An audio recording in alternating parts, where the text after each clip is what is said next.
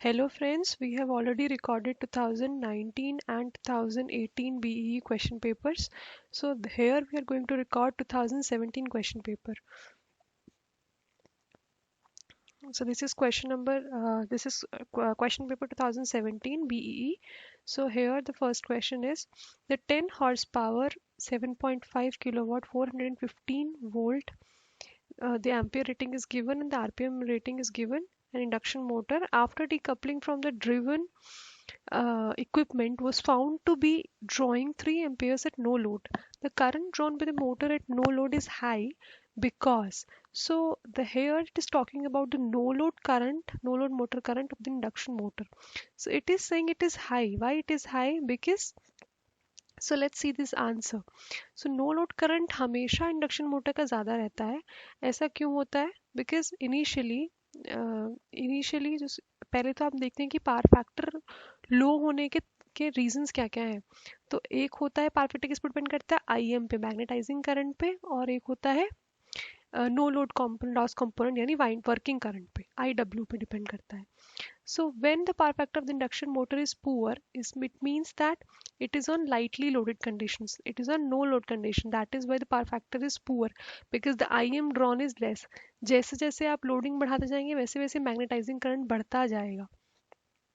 वैसे वैसे वो ज़्यादा मैग्नेटाइजिंग करंट ड्रॉ करेगी motor. So here in initial stages the magnetic current is less, the power factor is more. The angle between you have already seen when the power factor is formed. It is the angle between the basically the resultant of the current, basically the angle formed by the resultant current with the voltage that gives the power factor. So initially अब इसके बारे में हम और detail में देखते हैं कि power factor of an induction motor is poor when the load is at lightly load, when the motor is at no load or light load. The reason of the low power factor is high rotor reactance in lower loading, at lower loading.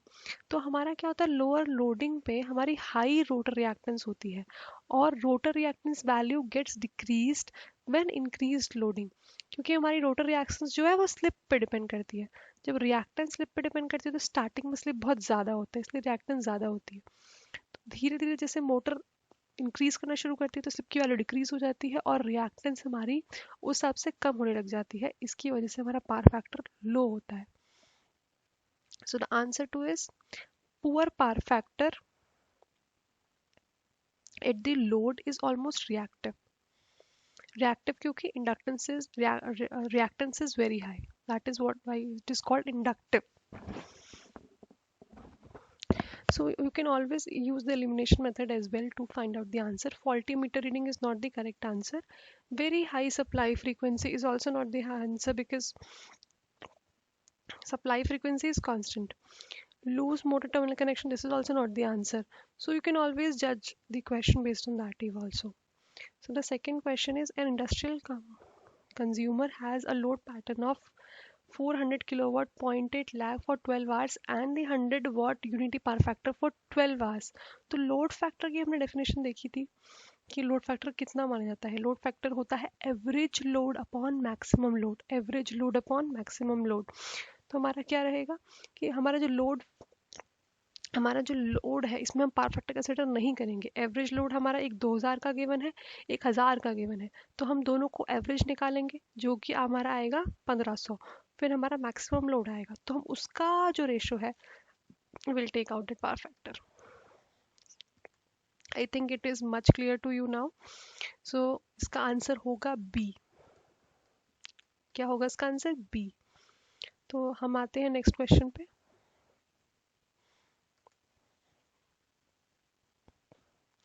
The 500 CFM reciprocating compressor has a loading and unloading period इतना.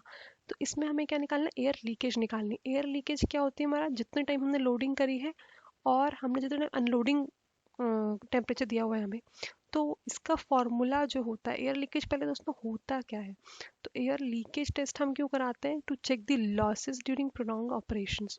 तो हमारी जो leakage quantity है वो कैसे define की जाती है, हमने कितना ज़्यादा लोड पे रखा और कितना ज़्यादा, क्योंकि हमारी लीकेज कब होगी, जब हमारा लोड लगा होगा तभी हमारी लीकेज होगी। जब सिस्टम वर्क नहीं करेगा अनलोडिंग पीरियड में तो हमारी लीकेज होने का पॉसिबिलिटी ही नहीं है। तो इसलिए लोड टाइम हमने निकाला upon total time into capacity, this is capacity friends, you can just make it more clear, capacity.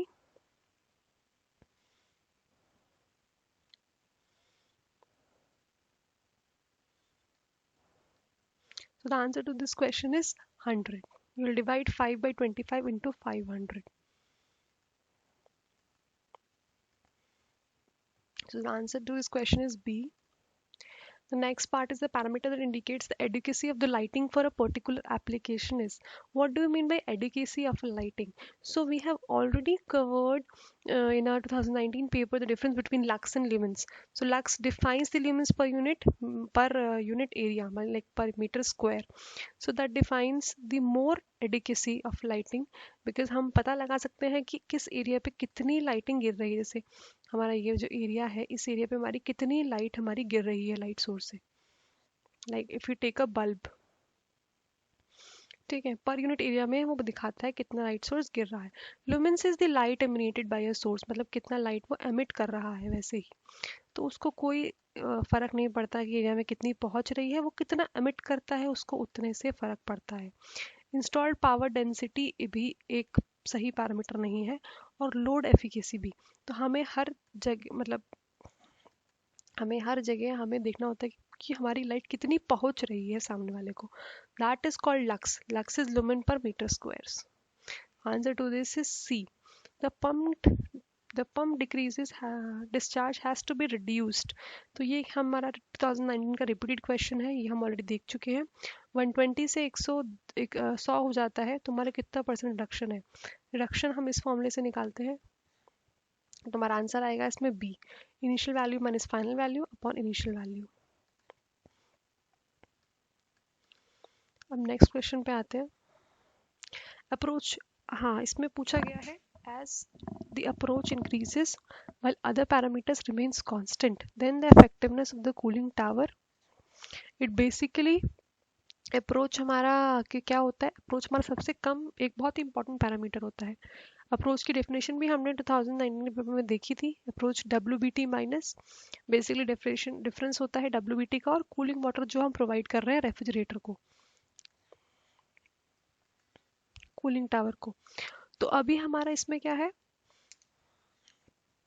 अभी हमारा इफेक्टिवनेस जो होती है वो range upon range plus approach होता है। तो उसने बोला है कि अप्रोच हमारा बढ़ रहा है तो हमारा इफेक्टिवनेस ऑब्वियसली कम होगा। और ये भी ध्यान रखिए कि अप्रोच जो है वो मिनिमम से मिनिमम होना चाहिए, अप्रोच शुड बी मिनिमम, तभी हमारा कूलिंग टावर एफिशिएंट माना जाएगा।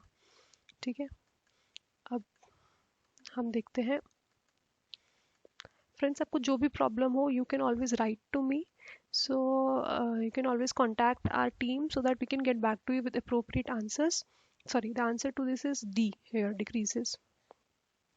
The COP of a single effect absorption refrigeration system is likely to be in the range of, this is also repeated questions. So here you can see that number of questions have been repeated. So I request you all to practice from the 2019 paper in 2018, 2017, so that in this order, so that you can get a better understanding of concepts step by step, because in previous chapters I'm not repeating the answers to this, the solutions that have already been covered. So you can always try attempting from 2019 to then 2018 then 2017. For air compressors with displacement is 100 FCFM and the leakage is 10%, the free air delivery is, तो इस case में हमारा क्या होता है कि हमारे पास displacement दिया है, ठीक है, 100 CFM डिस्प्लेसमेंट दिया है। तो 100 CFM डिस्प्लेसमेंट का मतलब है कि वो इतना जो हमारे cubic feet meter cube, sorry cube not meter cube, I am so sorry. तो CFM जो हमारा क्वांटिटी होता है ये हमारा कितना एयर फ्लो बताता है पर मिनट, क्यूबिक फीट क्यूब पर मिनट हमारा कितना है एयर फ्लो। तो हमारा जो फैड होता है वो हमारा विदाउट लीक सिस्टम की लीकेज पे से इंडिपेंडेंट होता है। तो ये भी हमने देखा 2019 के पेपर में देखा हुआ है। तो इसका आंसर होगा 100 CFM। हाई वोल्टेज डिस्ट्रीब्यूशन, ये भी हमारा रिपीटेड क्वेश्चन है। The answer two is a, because we are not considering commercial parameters more, we are focusing on the technical parameters. The rest three covers the commercial parameters. The next question is, if 3000 kilocalorie of heat is removed from a room temperature room every hour at the refrigeration tonnage will be nearly। तो इसमें पूछा है कि हमारा जब इतने calorie heat reject होती है, रिमूव होती है सिस्टम से, तो हमारा कितना टीआर रिमूव होगा। तो हमने देखा था कि 1 TR जो होता है 3024 कैलोरीज पर आर होता है, तो नियर अबाउट 3000 हो गया। 10 TR जो होगा हमारा 30,000 कैलोरी पर आर होगा approximately. So the answer is C. If the temperature of an air increases, the amount of water vapor required for complete saturation is। तो इसमें हम अपना देखेंगे कॉन्सेप्ट क्या लगाएंगे। देखिए, अगर टेम्परेचर बढ़ेगा तो इसका मतलब क्या है, ज़्यादा इवेपोरेशन बढ़ेगा, रेट ऑफ इवेपोरेशन बढ़ेगा। जब रेट ऑफ इवेपोरेशन बढ़ेगा तो वाटर वेपर भी ज़रूर बढ़ जाएंगे। वाटर वेपर बढ़ेंगे तो हमारा बेसिकली क्या रहेगा, सैचुरेशन हमारा इंक्रीज हो जाएगा। तो हमारा क्या होगा, सैचुरेशन हमारा इंक्रीज हो जाएगा। तो हमारा इसमें आंसर होगा ए। सैचुरेशन इंक्रीज होना मतलब कि अमाउंट ऑफ वाटर वेपर जो है रिक्वायर सैचुरेशन के लिए वो बढ़ जाएंगे, क्योंकि ज़्यादा इवेपोरेशन, रेट ऑफ इवेपोरेशन बढ़ेगा। हमने नेक्स्ट जो क्वेश्चन है ये वाला भी रिपीटेड क्वेश्चन है। तो सीओपी ऑफ द वेपर आप देख सकते हैं कि इसमें नियरली 50% क्वेश्चन रिपीटेड है। If the COP of the vapor compression system is say 3.5 and the motor draws a power of 10.8 kilowatt and 90% motor efficiency, इसमें क्या दिया हुआ है, हमारा एफिशिएंसी दी हुई है, पावर आउटपुट दिया हुआ है, पावर इनपुट दिया हुआ है, हमें क्या निकालना है, cooling effect of water vapour निकालना है। तो हमारा सीओपी का फॉर्मूला होता है cooling effect upon power used basically. तो हम इस वाले फॉर्मूले से हम निकाल सकते हैं, ये हमने क्वेश्चन पहले किया हुआ है 2019 के पेपर में। तो आंसर इसका होगा 34 kilowatt. Answer is a. The speed of a reciprocating pump is reduced by 50%, the head is। हमने देखा था एफिनिटीज लॉज में कि हमारी जो स्पीड है, जो हेड है हमारा, वो स्पीड के होल स्क्वायर पे डिपेंड करता है। बट यहाँ पे पूछा है वो जनरल पंप की बात थी, तो आप उससे कंफ्यूज ना हुए। यहाँ पे पूछा है रेसिप्रोकेटिक पंप का। रेसिप्रोकेटिक पंप जो होता है वो हमारा बेसिकली कांस्टेंट वॉल्यूम पंप्स होते हैं, तो इस केस में हमारा इसमें कोई इफेक्ट ही नहीं करता कि हमारी जो स्पीड है उससे हेड हमारा इफेक्ट ही नहीं करता। लेकिन अगर आपसे जनरल पंप पूछा जाएगा तो बेस्ड ऑन एफिनिटी लॉज जो हेड है जो हमारा, वो हमारा डायरेक्टली प्रोपोर्शनल होता है स्पीड के। Q is directly proportional to speed. तो इसलिए हमारा इसमें आंसर होगा D. If we increase the temperature of an air without changing specific humidity, dew point of a system, dew point temperature of a air will।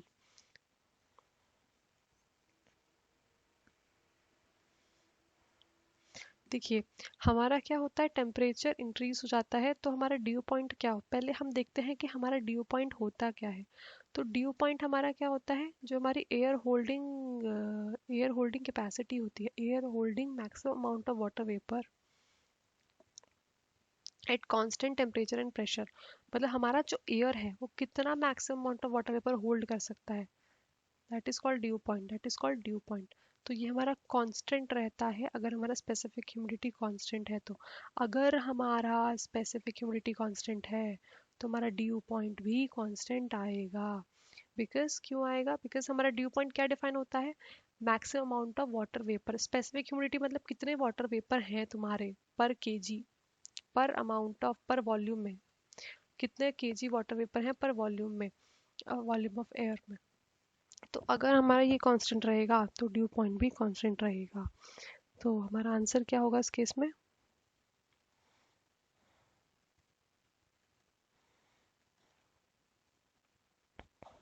Remains constant.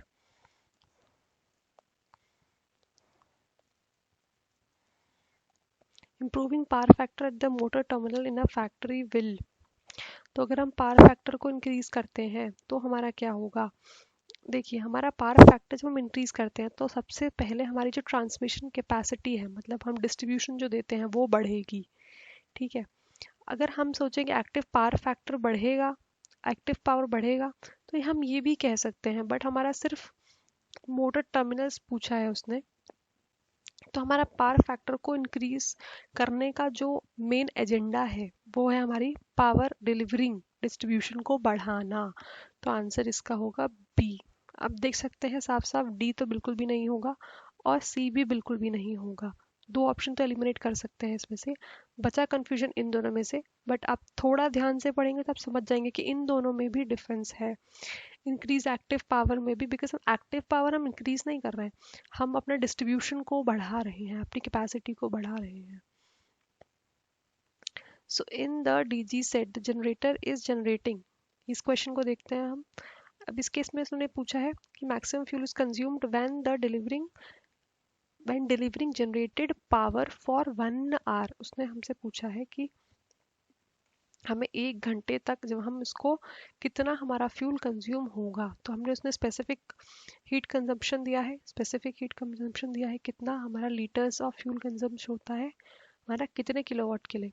तो हम kilowatt निकालेंगे पहले 1000/0.57 से हम किलोवाट निकालेंगे, उसको मल्टीप्लाई करेंगे 0.25 से, तो हमारा कन्वर्जन आ जाएगा। देखिए 1000 into, sorry I am really sorry, I have said that 1000 divide by करेंगे, बट हमें किलोवाट निकालना है तो मल्टीप्लाई करेंगे, तो हमारा आंसर जो आएगा 175 आएगा। Answer to this is C. The no load test of induction motor the measured power factor by the watt meter consist of. इसमें देख सकते हैं आप वाट मीटर हमारा क्या क्या मेजर करता है, स्टेटर कॉपर लॉसेस। उसने बोला है साफ साफ नो लोड, तो नो लोड में हमारा कॉपर लॉसेस तो आएंगे नहीं, बिकॉज लोडिंग में ही हमारे लॉसेस होते हैं, लोड तो कुछ है नहीं। तो स्पेसिफिकली स्टेटर कॉपर लॉस पे फोकस रहेगा, तो उस वजह से आप बाकी 3 ऑप्शन एलिमिनेट कर सकते हैं, तो आंसर इसका होगा D. Under vapour compression the component which enthalpy remains constant. ये क्वेश्चन हमने, इस टाइप के क्वेश्चन हमने रेफ्रिजरेशन साइकिल में कवर करे थे, जो कि हमने 2019 के पेपर में आपको बताया था। तो आप रेफ्रिजरेशन साइकिल एक बार फिर से ध्यान से देखेंगे तो आपको ये बहुत ही इंपॉर्टेंट है फ्रेंड्स, मतलब रेफ्रिजरेशन साइकिल से काफ़ी क्वेश्चन आए हैं, सीओपी से रिलेटेड काफ़ी क्वेश्चन आए हैं, और एक हमारे आए हैं फैन ब्लोअर्स के टाइप्स और उसके बारे में क्वेश्चंस आए हैं। तो इन टॉपिक्स को, रेफ्रिजरेशन साइकिल को, जो कि चैप्टर आपका 5 है रेफ्रिजरेशन सिस्टम का, और एक कंप्रेसर्स वाला चैप्टर है, उसको आप ज़रूर देखें। ये तो बहुत ही इंपॉर्टेंट है, ये तो बहुत ही ज़्यादा इंपॉर्टेंट है डायग्राम। तो अब इस केस में क्या हो रहा है कि 1 से 2, ये मैंने आपको 2019 के पेपर में बहुत अच्छे से एक्सप्लेन किया है डायग्राम, अब उसको देखिए, इससे काफ़ी क्वेश्चंस कवर हो जाएंगे।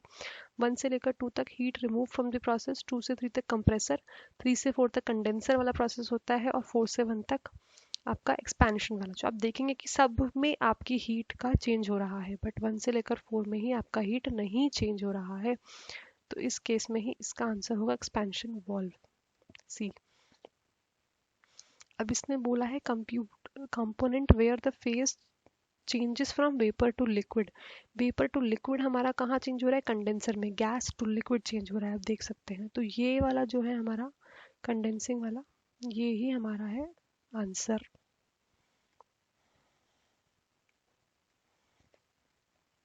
इस केस में हमारा आंसर होगा बी। अब नेक्स्ट क्वेश्चन आता है, इसमें इन्होंने पूछा है कि वेंटिलेशन रिक्वायरमेंट क्या होगी। वेंटिलेशन रिक्वायरमेंट हमारी क्या होती है? Air changes into volume, air changes into volume. तो हमारा क्या होगा इस केस में? 15 × 10 × 4 × 20, यानी कि 15 × 10 × 4 × 20, यानी 12,000 मीटर क्यूब पर आवर अपना वेंटिलेशन रिक्वायरमेंट होता है। The answer to is C. This is also a repeated questions. In the past, I have explained what is air changes and why we have used this formula. अब आते हैं next question पे कि हमारा क्या performance रहती है अगर हम स्टैटिक हेड को हमें बढ़ाना है, तो हमारा सोल्यूशन क्या रहेगा। स्टैटिक हेड के बारे में मैंने आपको बता रखा है। स्टैटिक हेड हमारा होता है एक फिक्स्ड हेड जो हम बढ़ा सकते हैं सिस्टम का वैसे एक सिस्टम के लिए वो हर सिस्टम के लिए वो कांस्टेंट रहता है, बट अगर हम 2-3 सिस्टम को साथ में सीरीज में लगा दें तो वो ज़रूर बढ़ जाएगा। आइए देखते हैं कैसे बढ़ जाएगा। हमने ये भी लास्ट टाइम डिस्कस किया था कि सीरीज और पैरेलल ऑपरेशन ऑफ पंप में क्या रहता है। ऑब्जर्वेशन सीरीज ऑपरेशन में हमारा क्या रहता है कि जो हमारा हेड है वो बढ़ जाता है। हेड मतलब कितना आप ट्रांसमिट कर सकते हैं, कितना पानी आप कितनी दूर दे सकते हैं, कितना प्रेशर ट्रांसमिट कर सकते हैं। Basically head depends on pressure.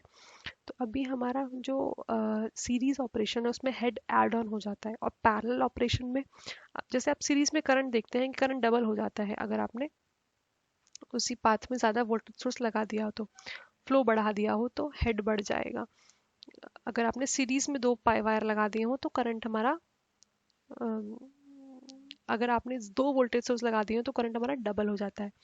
तो सेम ही है यहाँ, पैरेलल पाथ है मतलब आपने 2 पैरेलल पाथ बढ़ा दिए हो वोल्टेज को डिवाइड करके, तो हमारा जो है हेड नहीं बढ़ेगा, करंट नहीं बढ़ेगा बेसिकली हमारा, लेकिन हमारा फ्लो जो है वो बढ़ेगा।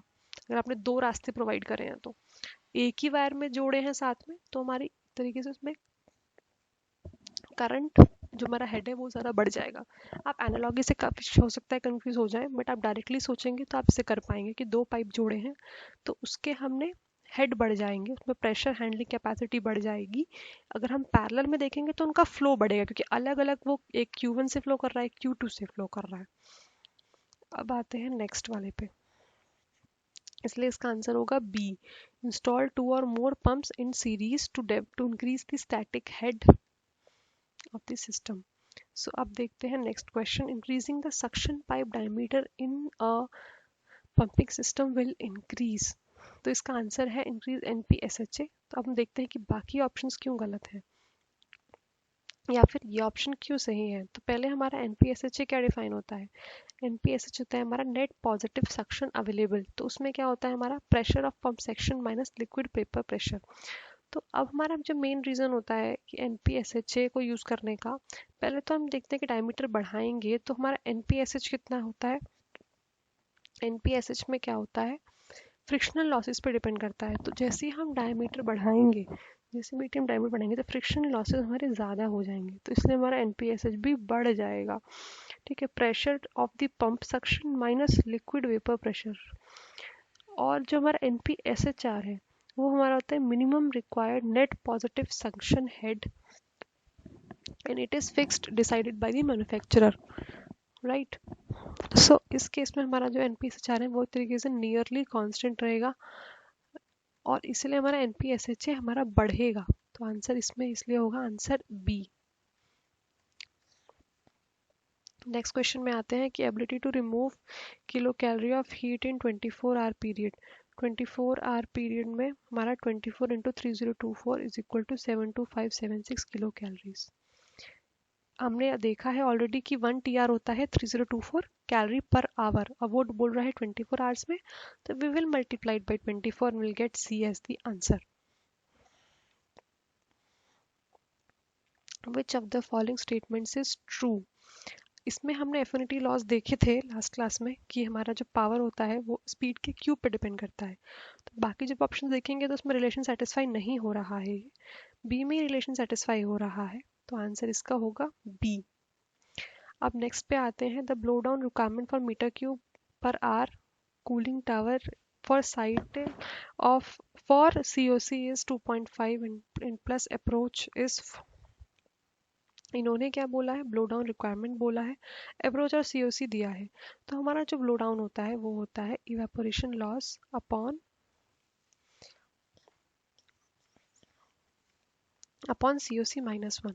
तो इस केस में हमारे पास इवेपोरेशन लॉस नहीं दिया गया है, तो इसलिए इसका आंसर इनसफिशिएंट डेटा, फिर हम क्योंकि हम ब्लो डाउन की जो रिक्वायरमेंट है मतलब फॉर्मूला है उसको निकाल नहीं सकते विदाउट द इनसफिशिएंट डेटा। तो नेक्स्ट क्वेश्चन आता है इसमें, the combined power factor of the इंडसेंट bulb totalling 20 kV on the two motors each of 20 kilowatt and power factor of 0.80 is. तो अब इसमें हमने क्या किया, पहले हमने टोटल आपका एक्टिव पावर जो है वो निकाला। टोटल एक्टिव पावर कितना है हमारा, टोटल एक्टिव पावर हम कैसे निकाल सकते हैं, डायरेक्टली इनको ऐड करके 40 + 20 60। उसके बाद इसने पूछा है कि हमारा total reactive total apparent power कितना होगा। टोटल एपरेंट पावर हम निकालेंगे 20 बाई पावर फैक्टर 1, जो हम बाय डिफॉल्ट लेंगे इसको, और हम निकालेंगे 40 बाई 0.8, जो कि हमारा आ जाएगा टोटल एपरेंट पावर। तो अब आएगा एपरेंट पावर हमारा 70, तो हमने क्या किया, 70 से डिवाइड किया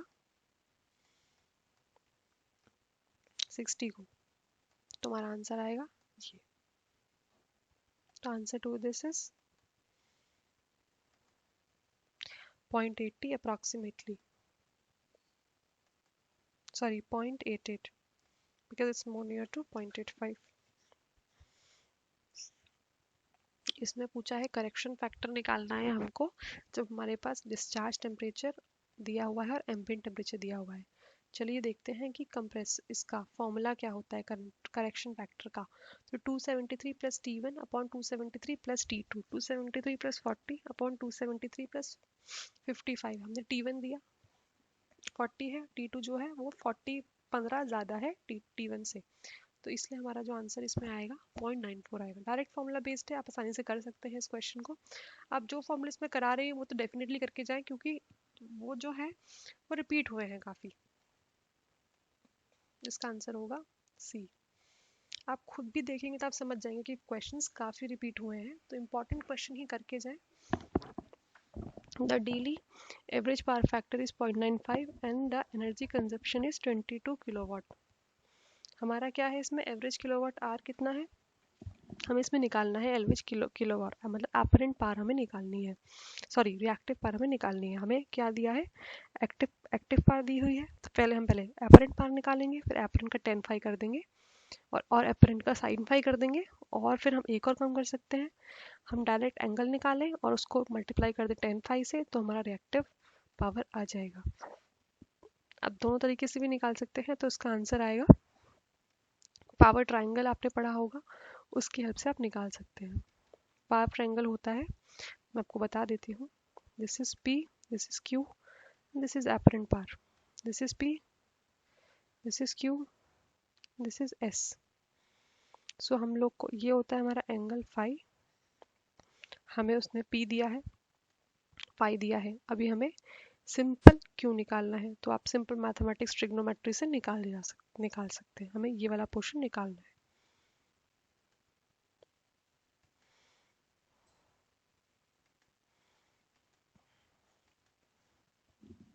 अब नेक्स्ट क्वेश्चन देखते हैं हम, तो इसका आंसर होगा हमारा 722.5।